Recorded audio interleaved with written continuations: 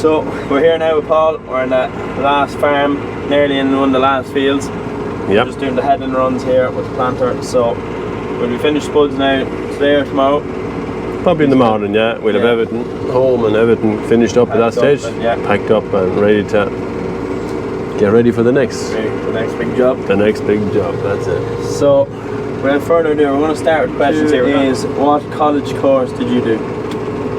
Well, probably the college course of life, but I did go to a third degree. I went to Tralee and I done agricultural engineering in Tralee. And what did you do? Level 8 in Dundalk, just finished last year, so it's the first full year of done proper work, so it's been tough, has been tough. So the next question is, how many acres do you farm?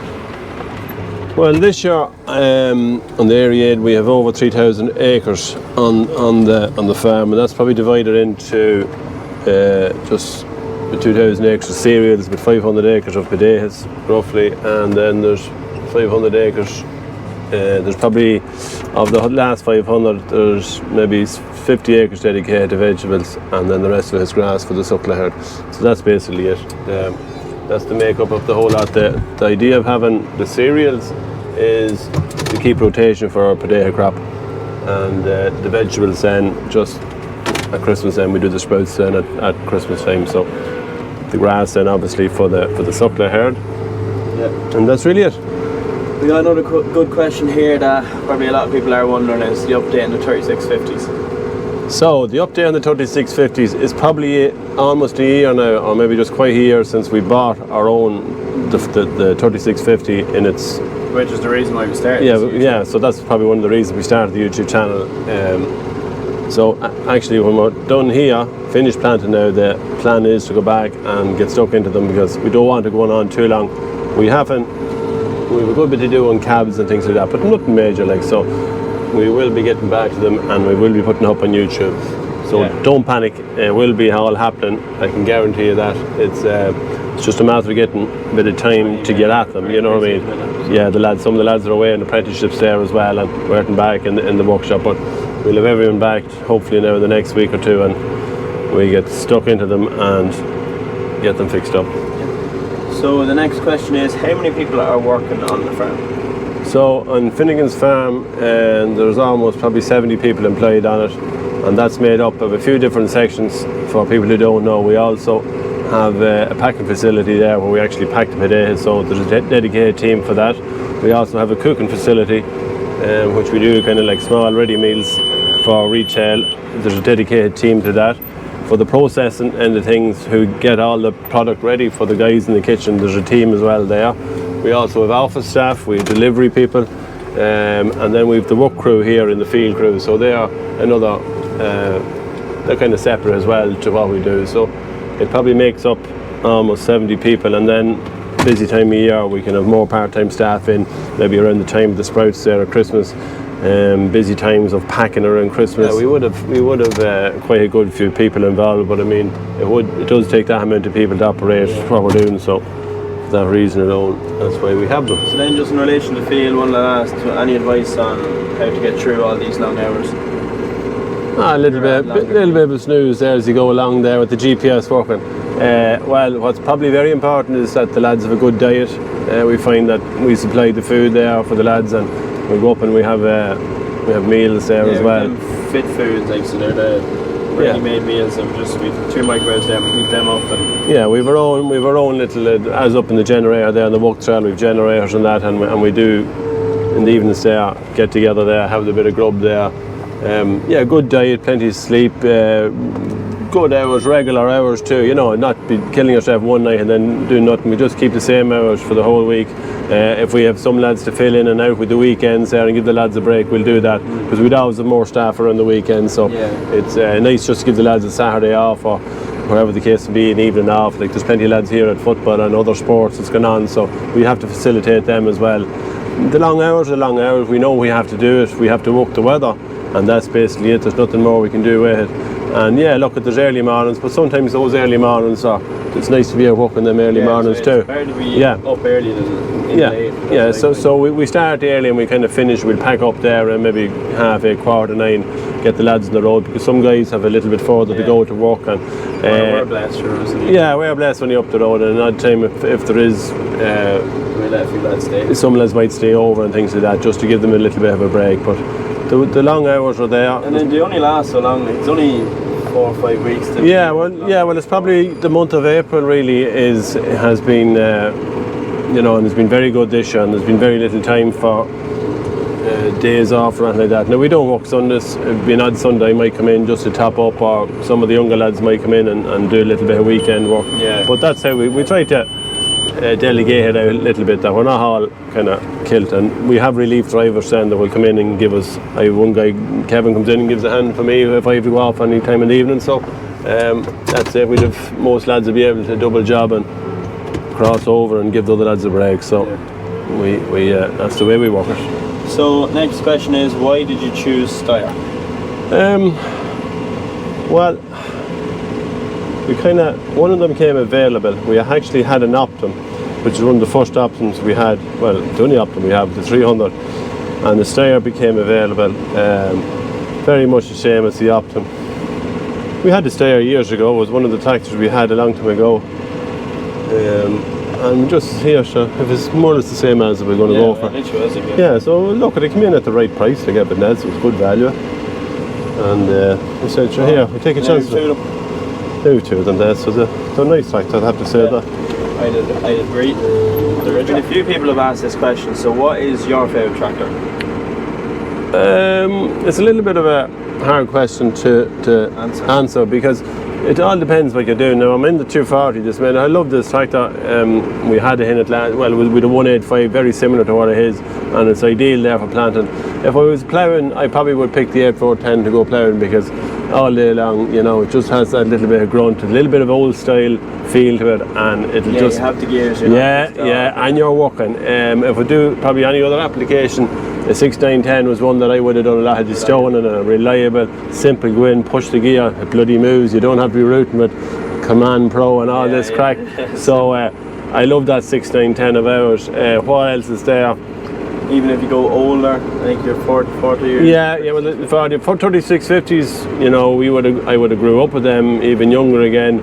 And I mean, if you got a chance to get on the 3650 years ago, by God, you were gone for it, and you didn't hold back, So them are the things that I remember. They're probably the tractors that you look forward to driving, or the tractors of the young, you'd say, God, I'd love to drive that tomorrow if I was only let, you know what I mean? So, if you had the 36... They're probably on the more responsible jobs, the bigger jobs. Yeah, well, if you knew, nowadays, because nearly all the tractors are good, you get into one, you get into the other, it doesn't kind of make that much of a differ. But them times when you were told to say you were going off ploughing with a 3650, my God, you wouldn't sleep half the night. You'd be just saying to yourself, can't wait for this morning to come, and you nearly wouldn't sleep anyway. So, yeah, it's favourite tractors. To be all good, John Deere's, we would have been growing up on John Deere's. Originally, in my father's time, he would have bought all four tractors. So there was a series of 5000s, 7000s, 66s, 6610s, all four tractors. And then we would have bought our first 2130, which was off-meat farm machine. We would have bought that in probably the early mid-70s, in around there. And from then on, John Deere probably has been taken over until probably the last couple of years, where we have got a few case tractors in, and yeah, they've been performing very well. The CVX is a lovely tractor to drive too, very simple, no bullshit really, it just does what you want to do. So I do like this tractor. It's it has all the gizmos, has all the bits you want in it. So yeah, so that's really it. That's where favourite tractors come in. I suppose if you only had a couple of tractors on the farm, you might have a favourite tractor. Yeah. But when we have a good few of them here on the farm, and as we were saying, it all depends what job you're doing with them. I would have said mine would be a 7, 8, 10.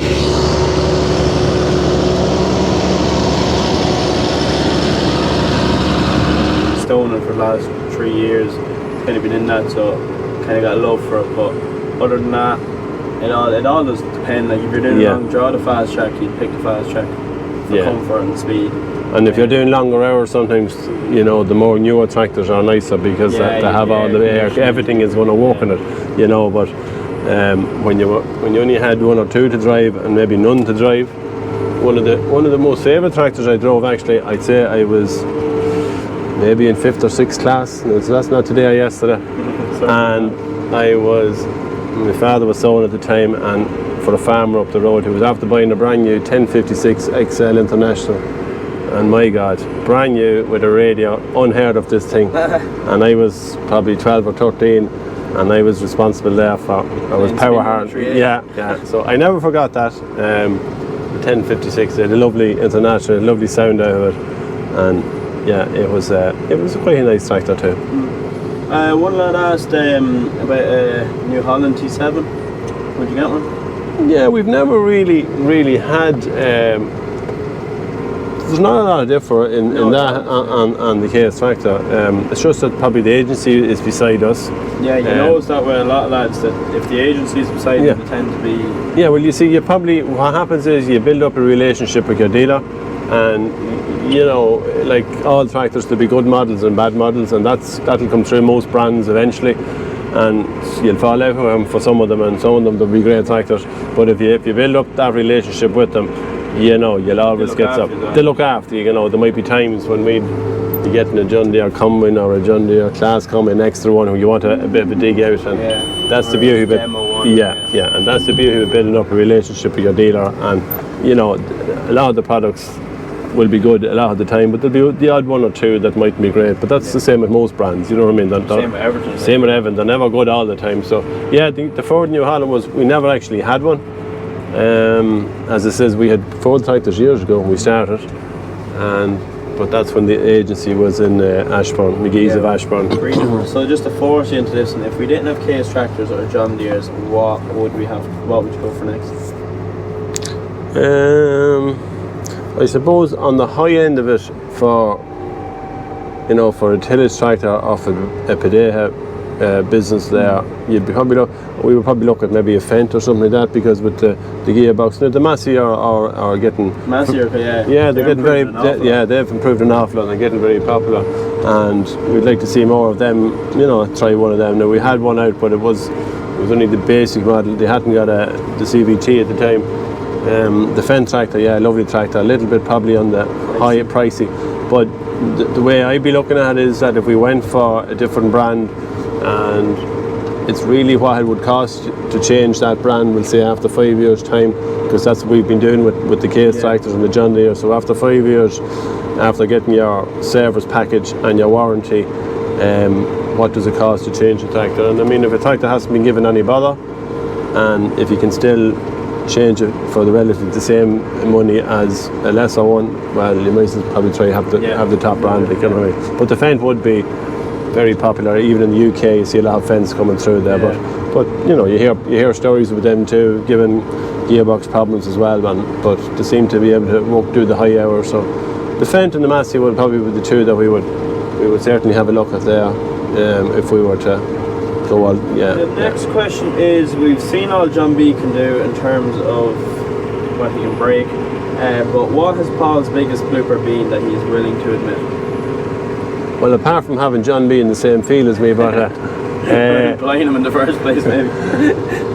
Well, I did maybe one night reverse into the tractor and the chopper, the Padeha chopper.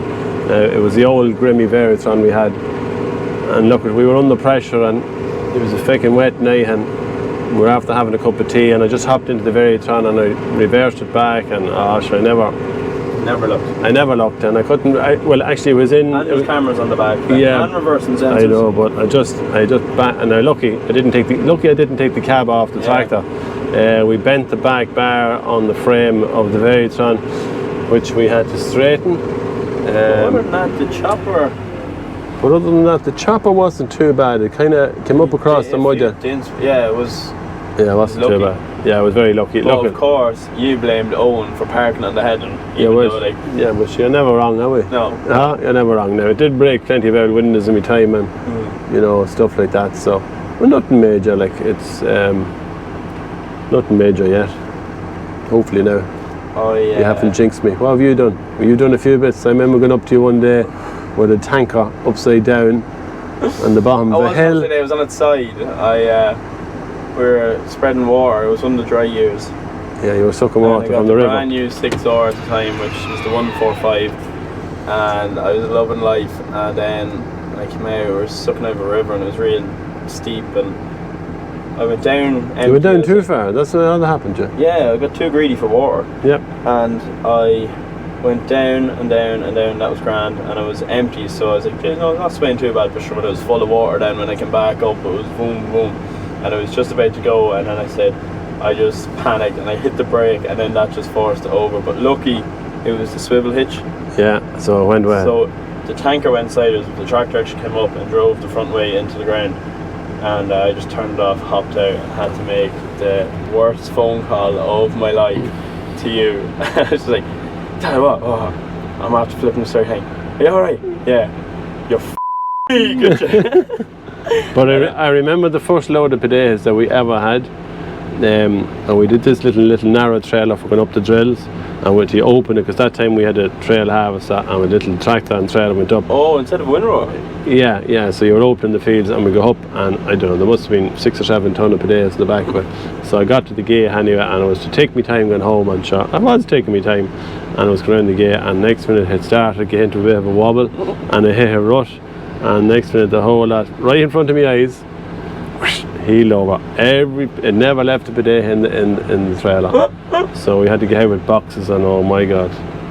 And anyway, picking potatoes has to be one of the hardest things ever. Like, well, you can never grab them. You'd think you were going to pick 20 potatoes. You'd be lucky to get 4 or 5 into your hands, so it's very hard. So we had to get loads of lads around to get them picked up before my father came up to us, because I never forgot, and I was never let forget it either. So just as we hop out now, next question is, how do you keep track of everything? Yeah, that is a good question, alright.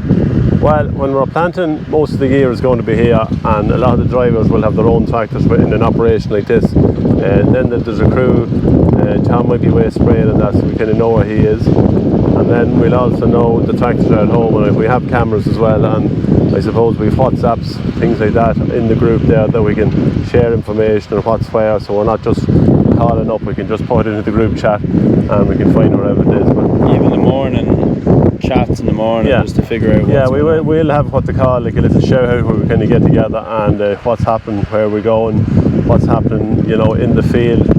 If we come across a problem, who do we ring, things like that. So look, I'm generally in the field here all the time. We have the 2-way radios there, and we can communicate through that way, either through the phone, then through the WhatsApp. Yeah, and then you have Joe and John back in the yard. And then we have someone at home as well in the yard, so they're going to kind of look after that. Then Mick and Mark were in the mechanics there, they're in the workshop, so if we have an issue we'll ring them.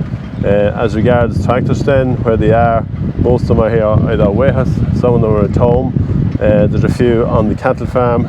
So yeah, look, there is a bit of running around just to see where everything is, but hopefully we do figure it out. It generally does work out. I don't know how, but I mean, we'd have obviously then we'd have other equipment away at different times of the year, and we've 2 or 3 other sheds for storage and that. So we kind of say, well, there's a hub there, so I'd be just taking photographs on my phone. Yeah, every time I go up, just take a photograph, and at least then where is it? You can see it in the photograph. So small little things like that. The phone is a gift when it comes to locating things or seeing where everything is. So that's how we do it. So you would have seen this farm previously in other videos when we're doing drainage and clearing out ditches. So we'll just see the transformation of what was as grassland and how it's developed into the spud ground. So it's been absolutely ideal conditions here. Now the weather helps too, but shout out to Odd Gilligan and the land. It's been perfect for us for this time of year.